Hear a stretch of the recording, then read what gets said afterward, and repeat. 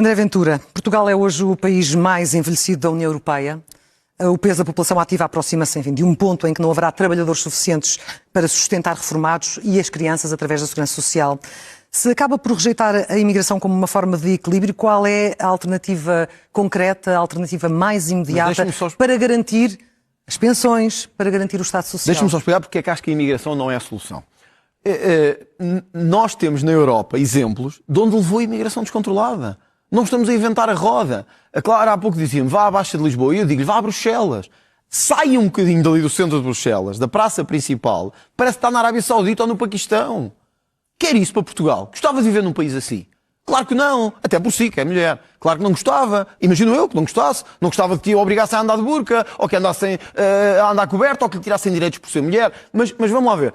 Eu não quero viver num país... A Suécia está a mudar as leis de imigração. A Bélgica está a mudar as leis de imigração. França está a mudar as leis de imigração. A Alemanha está a mudar as leis de imigração. E nós somos os espertalhões que estamos a E nós também estamos ou não a mudar as leis da imigração? Estamos por causa do Chega. Estamos por causa do Chega, senão ninguém mudava. Estamos por causa do Chega. Porque os outros andaram a dizer o tempo todo que não precisávamos era de mais imigrantes. Aliás, a maior parte dos comentadores que vocês têm aqui nesta casa dizem que precisamos de mais imigrantes, que precisamos de mais gente, precisamos de pessoas para sustentar as pensões. Vamos lá ver. André Ventura, não respondeu, sim. É verdade que os imigrantes contribuem para a segurança social. Também era o que faltava. Quer dizer, já têm a saúde de graça, já têm uma série de privilégios que, em alguns casos, os portugueses não têm. Só faltava não pagarem segurança social. Quais são os privilégios que os imigrantes têm? Olha, os asilados chegam cá e têm um subsídio de habitação. A maior parte das pessoas não tem. Foram colocados em instituições. Foram colocados em instituições e foi-lhes dada comida. Mas quando um português que é sem abrigo é colocado numa instituição, claro que não é porque ninguém quer saber dele, mas se for um asilado que vem de Marrocos, coitadinho, vai para uma instituição e ficamos-lhe a pagar a comida. Qual e era a desaparecem alternativa? A alternativa era pô-los de volta para o país deles. Mas isso também tem custos. Bom, mas isso é um problema já que a justiça tem que fazer o seu papel. Quem chega cá ilegal, por isso é que se diz ilegal. Ilegal é pegar neles e devolvê-los ao seu país de origem. Por isso é que se chama ilegal. Porque é ilegal, não é? Não podemos fazer. Mas foquemos então nos imigrantes legais. Eles contribuem à segurança social. Como é que se fazem as grandes obras? Também era o que faltava, mas já lá vamos. Como é que se faz a nova ponte? Como é que se faz o novo aeroporto? Olha, como é que se faz faz-se primeiro pagando melhor aos portugueses. A linha de alta velocidade. A primeira era pagar melhores salários aos portugueses. Em vez de pensarmos, temos de ter mão de obra barata e escrava. Mas isso faz por decreto? Era pagar. Bom, faz-se com crescimento económico, mas faz-se também dando exemplos. E como é que se faz com crescimento económico se somos o país mais envelhecido da Europa? Mas deixa-me voltar aos imigrantes, que senão eu não consigo responder-lhe àquilo que me perguntou. Eles contribuem para a segurança social, mas o Orçamento do Estado, também todos os anos, atribui uma dotação gigantesca para a parte social de apoio, que é para com os nossos impostos e que é para com as nossas contribuições. Não são os imigrantes que estão a salvar o país. Não vamos entrar nisso, que isso é a fantasia de alguns globalistas, mas isso não é verdade. Não são os imigrantes que nos estão a salvar. No máximo, nós é que estamos a salvar a eles.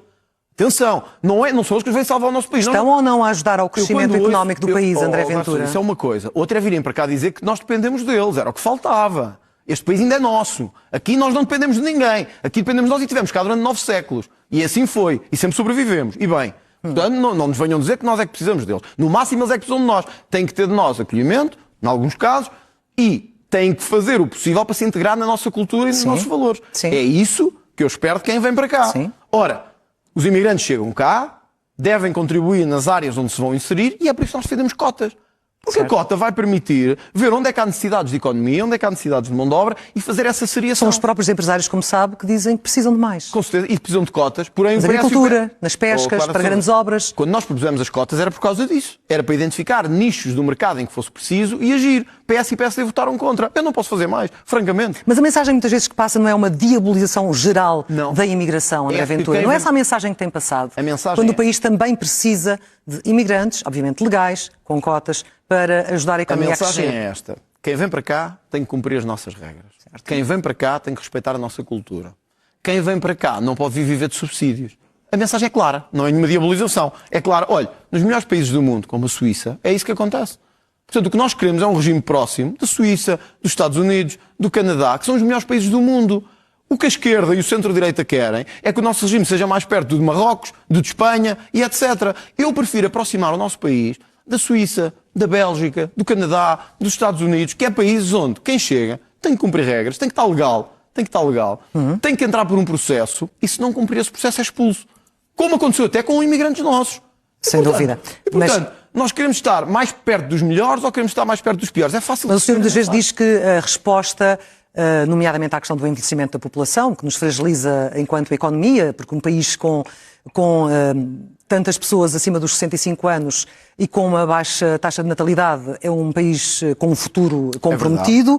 O senhor diz que a resposta é mais família. Como sabe, vários países europeus, França, por exemplo, que liderou este processo, Suécia, Dinamarca, Hungria, começaram há 10, há 20, há 30 anos a investir massivamente em políticas de natalidade, a investir muitos recursos. Os efeitos levaram muito tempo a surgir, isso é verdade. Não inverteram totalmente o investimento, apenas o abrandaram e nenhum deles conseguiu resolver o problema sem recorrer também à imigração. O que eu lhe pergunto é se está disponível para também, enquanto Presidente, defender medidas deste nível que terão um grande impacto orçamental e se o país pode ou não pagá-las. De promover a natalidade. A natalidade, claro. Com certeza. Aliás, a solução para não termos que ser um país que está a importar imigrantes a toda a hora é também sermos um país de natalidade. Isso significa sermos um país amigo das famílias e dos jovens. Não pode ser um país onde os jovens se vão embora, sobretudo os jovens qualificados, e estamos a importar uma série de mão de obra do Bangladesh, da Índia, do Paquistão, etc. Não pode ser esse país. Portanto, nós temos sim que ter aposta em natalidade e em jovens. Aliás, temos um país da Europa, que é sempre diabolizado pelo jornalismo, que é a Hungria, que é provavelmente onde mais se tem verificado... Acabei de falar da Hungria. Eu sei, por isso é que eu estou a dizer. É onde mais se tem verificado as políticas de natalidade, que é verdade, demoram o seu tempo, não são imediatas, isso é uma evidência, mas surtem efeitos. Hoje a Hungria não precisa nem de metade dos imigrantes que Portugal tem, aliás, nem deve ter um terço dos imigrantes que Portugal tem, consegue apostar nas suas famílias, as pessoas pagam muito menos impostos e conseguem ter um Estado amigo das famílias. O país tem recursos para isso. Repare, só não temos, se continuarmos a fazer duas coisas, a sustentar um Estado gigantesco, e isso é impossível, porque continuamos a sustentar um Estado que não para de aumentar, temos de estar sempre a sacar impostos às famílias. Isso é uma evidência. 2, se continuarmos a achar que a solução é importar mão de obra, e importar mão de obra barata, nós nunca vamos conseguir ter uma política amiga das famílias e dos salários dos jovens. Mas é que não vamos conseguir mesmo. E era importante que mesmo os empresários tivessem noção disto. Se a solução for mão de obra barata para a restauração, para a hotelaria, para o turismo, para a agricultura, etc., nós até podemos ter 3 ou 4 anos de crescimento económico. A breve trecho vamos ter conflito social, vamos ter quebra no sistema de segurança social e vamos ter um aumento exponencial da criminalidade. Mas como é que se aumentam os salários se a economia não cresce proporcionalmente? Mas não é... Ou seja, a economia precisa de crescer para que as empresas também possam aumentar os salários. Claro, Sousa, hoje é evidente que uma série destes 1.600.000 imigrantes que cá estão na economia paralela. Se não estavam a pagar impostos e o país estava a arrecadar muito mais. É uma evidência que muitos deles estão na economia paralela, é uma evidência que muitos deles não pagam impostos e é uma evidência que muitos deles beneficiam da segurança social. Também mesmo assim é um salto positivo. Também há outros que pagam e também há outros que beneficiam da segurança social. Agora, nós temos que fazer um juízo a médio prazo do que queremos como país. Do que queremos como país, porque o país não é só saldos. O país também é equilíbrios sociais. E, portanto, como é que vai dizer às pessoas assim, sim senhor, agora estamos com equilíbrio na segurança social, mas sabem uma coisa, não há casas para todos. Porquê é que não há casas para todos? Porque entrou 1.600.000 pessoas e precisam de casa. E agora não têm casa. Se neste momento todos os emigrantes com E, não com I, portugueses, nascidos em Portugal, decidissem regressar... Olha, era o que nós precisávamos. Isso criaria também um problema ao país. Iria criar-lhes um estigma semelhante àquele que foi criado quando muitos deles voltaram de África, que foram chamados os retornados. Só criou para essas pessoas que acham que o Mário Soares fez muito bem. Pergunte lá às famílias dos chamados retornados o que é que sentiram na pele quando vieram de Angola, de Moçambique, da Guiné para Portugal. O que é que eles sentiram? Sentiram-se escorraçados na sua própria terra. Mas diria que o país tinha pessoas a mais também. Deixa-me dizer isto. Não, vamos lá ver. Esses são portugueses. Isso eram portugueses. Não confunda pessoas do Portugal com o do Bangladesh. Mas iriam ou não também criar pressão sobre o sistema? Vamos lá ver. Isto é como quando dizemos perder a nacionalidade, os portugueses também perdem a nacionalidade. Não vamos ser tontinhos. Nós já temos os nossos criminosos, temos que lidar com eles. Não vamos comparar. Quer dizer, senão vamos àquilo que disse o Almirante Gouveia Mel, que ao fim de 10 anos, um tipo do Bangladesh, da Índia, do Paquistão ou de Marrocos é igual a um português. Não é. Desculpe, não é. Não é. Ser português é ser português sente-se, ser português vive-se, ser português é ser português. Não é o mesmo que ser de outro país qualquer. E, portanto, não vamos comparar essa situação de 74, 75 e 76 com esta. Isso eram famílias portuguesas de pessoas que estiveram a lutar pelo nosso país. É que, desculpa lá, muitos destes indivíduos que voltaram estiveram a dar o couro e o cabedal pelo nosso império e pela nossa terra. E tiveram que voltar e foram abandonados pelo Estado. Alguns deles foram abandonados pelos traidores de esquerda que governaram o país durante os anos a seguir ao 25 de Abril. É esses que eu nunca me vou esquecer. Portanto, o Dr. Mário Soares pode ter tido as votações A minha questão era, o país estaria preparado para os receber? Os serviços estariam, o SNS, os serviços estariam preparados para os receber? Se eu for Presidente da República, pode ter certeza de uma coisa. A prioridade deste país serão os portugueses. E a prioridade deste país, para todos os portugueses que quiserem regressar, onde estão, na Suíça, em França, no Canadá, tem que ser acolhê-los. Tem que ser dar-lhes cá um futuro e uma vida. Eu prefiro que os nossos portugueses voltem para fazer crescer a nossa economia do que estarmos a receber uma série de pessoas do terceiro mundo e de países nada a ver com as nossas culturas para fazer crescer a economia. E, portanto, sim, temos que os receber, temos que os acolher. Receber os portugueses, Clara de Sousa, só para terminar, Sim. Receber estes portugueses todos não era um sacrifício para nós, era a nossa melhor sorte. A nossa melhor sorte é que os nossos imigrantes que estão no Luxemburgo, na Suíça, em França, voltassem. Quem nos dera a nós, que muitos destes, provavelmente famílias suas e minhas também, Sim. voltassem. Quem nos dera a nós, André que eles Ventura, voltassem. o Parlamento aprovou muito rapidamente este projeto de lei do Chega, que proíbe que se cubra o rosto no espaço público, salvo algumas exceções, diz a burca, mas na verdade a redação não tem essa palavra. Foi o senhor que lhe deu voz. Sim, e com grande ênfase, como vimos no Parlamento. Porquê é que deu tanto destaque à burca? Porquê é que não falou, por exemplo, do passamontanhas ou outro? Afinal, é uma lei a pensar na segurança das pessoas ou a visar diretamente uma comunidade? É a pensar na segurança das pessoas, mas também a dizer que quem está em Portugal tem que cumprir as nossas regras. E que eu não aceito nenhuma cultura, francamente, não aceito, isto pode ser melhor ou pior visto, nenhuma cultura que ache que a Clara de Sousa é menos ser humano que eu por ser mulher. E que tem menos direitos que eu por ser mulher. Porquê é que isso não está no texto? E que, não, o texto foi inspirado, primeiro, o texto tem que cumprir determinados parâmetros e o texto foi inspirado até na lei francesa. Portanto, que é a lei que também ficou conhecida como a lei da burca. Portanto, nós não inventámos a roda. É uma lei inspirada diretamente nos melhores países da Europa. Aliás, vários países da Europa já tiveram uma lei parecida com a nossa. Só que nós cá gostamos de fazer estes dramas à volta destes. A nossa lei pode evoluir para a lei francesa? Não, ela até já... é porque nós sabemos que em França ela até já é próxima. As meninas, as mulheres, nas escolas públicas, meninas e mulheres não podem usar o hijab, que cobre apenas o cabelo e não o rosto. A nossa lei pode vir a evoluir para aí, se depender de si. Por mim evoluiria. E vou dizer porquê. Ventura, não cobre o rosto. E vou dizer porquê. Porque eu acho que tudo que são símbolos de opressão das mulheres não devem ser permitidos em Portugal. Cobrir o cabelo é um símbolo de opressão da mulher? Olha, no Irão houve mulheres executadas por mostrar o cabelo. Sabe isso? A Clara de Sousa andasse assim como está aqui. Se fosse apresentar um programa em Teherão, provavelmente era executada a seguir. André Ventura, lembra-se... Clara de Sousa, eu não consegui responder a nada, não é possível eu sei que estes temas são-vos incómodos, mas tenho que me deixar falar. Não são. Fez-me uma pergunta e não me deixa responder. Deixa-me lá responder. Mas deixe-me só colocar a questão, que eu vou ao seu encontro. Mas não vai ao meu encontro porque eu não consigo responder. Já respondeu, mas vocês parecem a Globo brasileira. Não é verdade. Cada vez que dizem uma coisa, contrariam, fazem a festa, lançam os foguetes e tiram as conclusões. Lembra-se da sua avó entrar numa igreja com o cabelo coberto? Eu lembro-me da minha entrar com o cabelo coberto. Mas está e os ombros cobertos. Mas acha que as coisas são comparáveis? Não, estou a dizer que cobrir o cabelo é um sinal de opressão. Acha que o cristianismo tem algum sinal, hoje em dia, ou há 20 ou 30 anos, que tem que ver com a opressão da mulher e com a diminuição da mulher? Acha que isso é comparável? Um país como o nosso de cultura cristã, de matriz cristã, de valores cristãos, estar a tolerar no seu território que uma mulher possa ter que ser coberta não porque quer, mas por vontade dos homens, de opressão masculina, de diminuição dos seus direitos e de deturpação da sua dignidade. Mas o hijab é isso? Se acha que isso é normal, eu não acho. E acho que nós temos que evoluir para dizer àqueles que vêm para cá, sejam eles islâmicos ou não, porque podem não ser só islâmicos, todos os outros, que nós temos alguns valores que não abdicamos. Um deles é a igualdade entre homens e mulheres. Ora, quando nós vemos na rua um homem a andar com 3 mulheres atrás, como se fossem animais, cobertas da cabeça aos pés, como se não tivessem direitos, nós temos 2 hipóteses. Ou vergamos a isto e ajoelhamos-nos, ou dizemos que eu não concordo com isto e eu não aceito isto. Eu serei o tipo de presidente que não se ajoelha a isto. E que diz que em Portugal tem que cumprir as nossas regras. Eu sei que há outros que dizem que é um excesso, é um exagero, temos que respeitar os direitos. Só há uma coisa que me custa, Clara de Sousa, é ver mulheres defender isto. E isso é que me custa mesmo mais. O que me custa é ver estas mulheres de esquerda que batem no peito a toda a hora pelos direitos das mulheres, contra o machismo, contra a opressão de género, mas depois vão para Gaza, onde estão terroristas que tratam as mulheres abaixo de cão, como se costuma dizer, que tratam as mulheres como objetos e andam aqui em Portugal a defender esta gente. Portanto, não está traçado o limite. Olha, até o Rui Tavares teve mais inteligência. Até o Rui Tavares teve mais inteligência que disse, e cito, peço desculpa pela linguagem, eu sou contra os gajos que querem que as mulheres usem burca. Não está traçado o limite, portanto, então. O limite ele pode evoluir. Pode evoluir. E inspirar-se na lei francesa. Pode evoluir e dizer isto. Quem vem para cá tem que cumprir as nossas regras e cumprir os nossos valores. André Ventura, não falámos ainda do papel do Presidente, mas vamos... Não, o papel em termos enfim, dos limites constitucionais daquilo de promulgar, de vetar leis, etc. O que é que os portugueses podem esperar de si, muito rapidamente? O veto político é para ser utilizado como regra ou como exceção?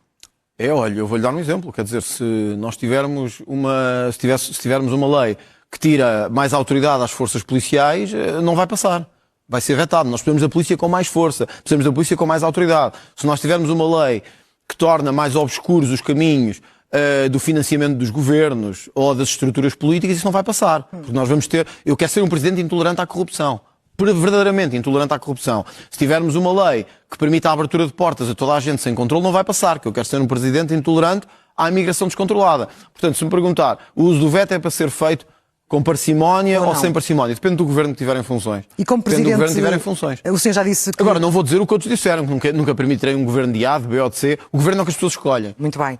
Mas tem sido muito crítico do Tribunal Constitucional, diz que é dominado por um espírito de esquerda, já aqui o deixou hoje claro.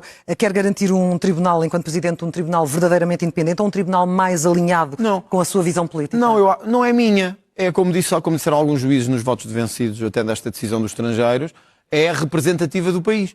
Ao fim de contas, conforme diz a Constituição, os tribunais aplicam a justiça em nome do povo.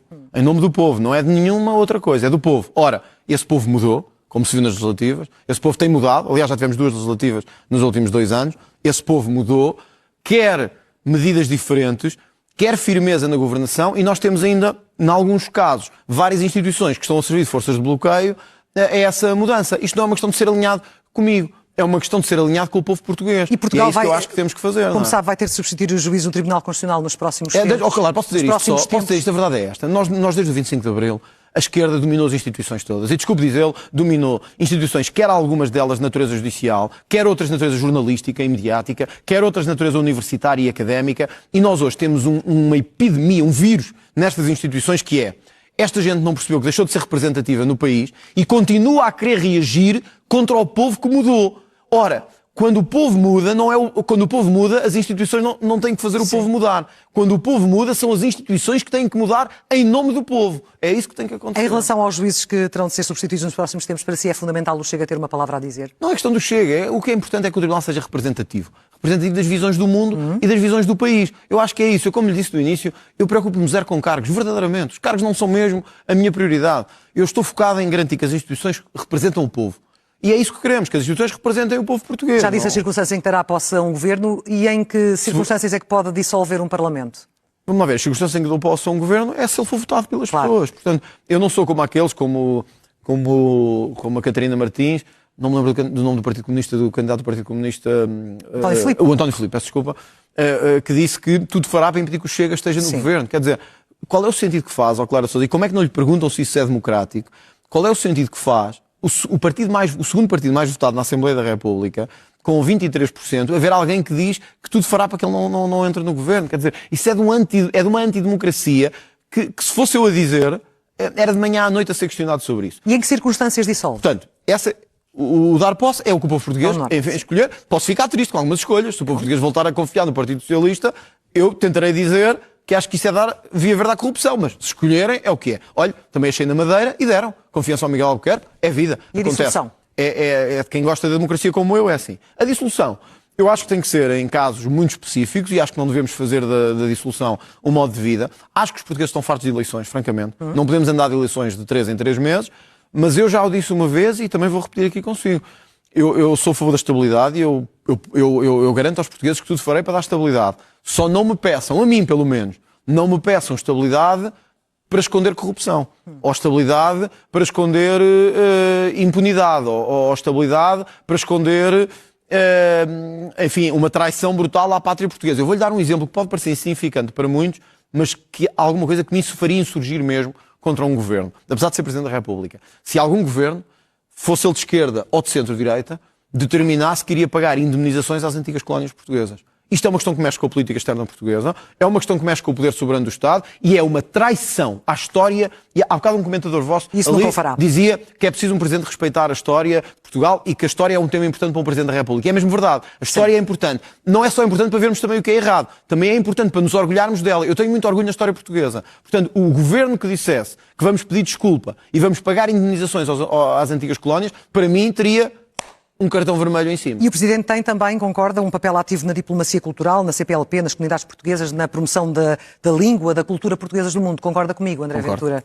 Então, se a cultura é também um instrumento de afirmação nacional, porquê é que critica as deslocações presidenciais associadas à promoção cultural, como a ida à exposição de Paula Rego em Londres por parte de Marcelo Rebelo de Sousa? Se não me engano... Apontou como se tivesse sido uma viagem de lazer pessoal, quando foi, de facto, na condição de Presidente da República, na promoção dessa cultura nacional com a maior artista contemporânea dos nossos tempos. Portanto, a minha questão é, se isso é importante, o senhor É uma questão de viagens? É sobre o significado de representar o Portugal no mundo? É sobre o quê? O Presidente Marcelo Rebelo de Sousa fez 165. Estou a falar em particular desta. 165 viagens. Isto é absolutamente inaceitável. Com os contribuintes portugueses a pagar. Isto é absolutamente inaceitável. 165 viagens, algumas delas para ver exposições, para ver jogos de golfe, para ver jogos de futebol, para ver o que fosse. Há momentos que é preciso representar Portugal. E há momentos de dignidade. Acha que ele não o representou? Não, uma exposição da Paula Rego, francamente, não acho que seja para representar Portugal. Quer dizer, ele pode gostar mais ou menos da Paula Rego. Então, a nível cultural, como é que representaria? Qual seria a melhor opção Se o Presidente da República for ver cada escultor português ou pintor português no mundo inteiro, não faz mais nada. Porque andar a viajar pelo mundo inteiro, pago pelos contribuintes. Isso é um disparate. Nós temos que ter um Presidente que se desloca às nossas comunidades, que seja o rosto e a representação nessas comunidades, mas não podemos ter um Presidente que anda a viajar pelo mundo. E, se não me engano, o Presidente Marcelo Rebelo de Sousa já viajou mais, quer do que Mário Soares, quer do que Cavaco Silva. Eu não sei até se todos juntos fizeram as viagens dele. Não sei, não vou dizer aqui, não tenho os números aqui. Mas muito abaixo daquelas que inicialmente tinha dito, como sabemos. Mas 165 viagens. Algumas delas para ver exposições de pintura, isso não me faz sentido nenhum. Isso não quer dizer que o Presidente não tenha um papel ativo na representação dessa diplomacia. Se me disser que o Presidente foi ao Luxemburgo visitar a comunidade portuguesa, ouvir as preocupações da comunidade portuguesa, isso faz-me sentido. Se me disser que foi ao Luxemburgo ver uma exposição de pintura e não falou com mais ninguém, francamente isso não me faz sentido. Ou que foi às Maldivas ver um escultor português que está de férias nas Maldivas e decidiu fazer lá uma exposição de pintura, isso não me faz sentido. Tem que haver aqui parcimónia. Claro, isto é dinheiro dos contribuintes. Isto não é dinheiro do Presidente da República. Isto é dinheiro dos contribuintes. E nós, quando estamos a usar dinheiro dos contribuintes, temos que ter cuidado. E temos que fazer o possível. Olha, eu serei um Presidente que viaja muito mais, mas é cá dentro. Como é que vai promover a cultura de Portugal no mundo, André? Sabe o que é que me preocupa? É que o Presidente venha cá dentro. É quando há incêndios. É que o Presidente vá às populações que estão a sofrer com os incêndios. É quando há ataques criminosos em bairros que o Presidente vá lá a seguir ter com as polícias. Isso é que é as viagens que o Presidente da República vai fazer. Pode ter certeza de uma coisa. Eu sou o Presidente da República que mais se vai deslocar pelo território nacional. Mas como é que vai afirmar Portugal no mundo? Pelo que mais se vai visitar território nacional. Porque é aí que estão onde as pessoas precisam. Que é onde as pessoas sentem que o Presidente da República faz falta. Eu estive a seguir aos incêndios em muitas destas populações, no Fundão, na Covilhã, visitei bombeiros, populações. Sabe o que é que as pessoas me diziam? Ninguém nos veio aqui ver. Ninguém quis saber de nós. Então não era muito mais importante o Presidente estar aí do que na Paula Rego? Não era muito mais importante. Um Presidente da República pegar no transporte, chegar ao Fundão e dar um abraço a populações que tinham perdido tudo nos incêndios. Isso não é muito mais importante do que ver uma exposição da Paula Rego? É uma pergunta a mesmo. Última grande exposição enquanto ela estava viva. André Ventura, o nosso tempo terminou. Não tenho nada contra não falámos, mas acho que é sinceramente não falámos de política externa, ficará para outra altura, mas tenho aqui umas perguntas rápidas para o fecho. O senhor é benfiquista, vai votar amanhã? Não vou votar amanhã. Não vai? Não vou votar amanhã, sou benfiquista. Acho que neste momento, eu sou sócio do Benfica também, mas não vou votar porque acho que não devo neste momento misturar os dois papéis e acho que participar nestas eleições era misturar os papéis. É uma escolha minha, sei que não é consensual, várias pessoas até me perguntam quando me encontram na rua, mas não vou votar. Acho que a minha função hoje é representar pessoas de todos os clubes. Benfica, do Sporting, do Porto, Estrela da Amadora, do Aroca, de todos os clubes. De repente quase parece um homem que, em relação ao desporto, também está acima dos clubes, não é? É muito simples, é porque nos chega a pessoas de todos os clubes. Nós temos apoiantes de todos os clubes e eu acho que não devo, enquanto Presidente do partido, estar a tomar qualquer posição, embora seja sabido e publicamente que eu sou benfiquista. É um homem com mais certezas ou com mais dúvidas? Não sei. Agora ia dizer tenho dúvidas, mas não sei. Eu tenho muita certeza em muita coisa. Na fé tenho muita certeza, sou um homem de muita fé. A fé mudou a minha vida e aí eu tenho certezas de 100%. Porém tenho dúvidas em muitas outras coisas.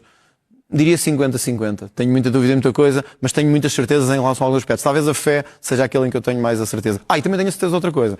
Eu tenho a certeza, embora isto possa parecer um pouco arrogante, eu tenho a certeza que estou no caminho certo para transformar o país. Mesmo que às vezes os resultados não surjam rapidamente, mesmo que às vezes tenha dias difíceis, nunca chego ao fim do dia e me diga assim: tenho que desistir. Eu nunca vou desistir, eu nunca digo que tenho que desistir. A fé cristã coloca o perdão no centro. Há espaço para perdão na sua visão de justiça? Não há espaço para perdão. Eu vou-lhe dar um exemplo. Eu já pedi desculpa a várias pessoas e também várias já me pediram a mim. Olha, até jornalistas. Eu não sou o melhor amigo dos jornalistas. Já houve momentos que me excedi. E já o assumi. E já o disse. Eu tenho jornalistas e outros. E funcionários públicos, funcionários do Parlamento, deputados meus, deputados do país. Já aconteceu eu pedir desculpa e pedir perdão. Porque me engano também e sou um ser humano.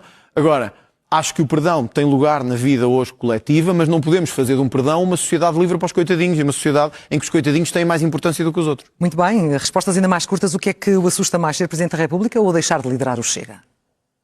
Nada disso me assusta. Nada disto me assusta. Eu deixar de liderar o Chega deixarei um dia. O Chega há de crescer por si próprio e não há líder que fique para sempre.